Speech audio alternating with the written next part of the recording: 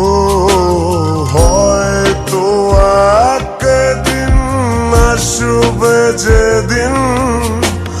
রাখবে না মনে আমাকে, ভুলে যাবে পেছনে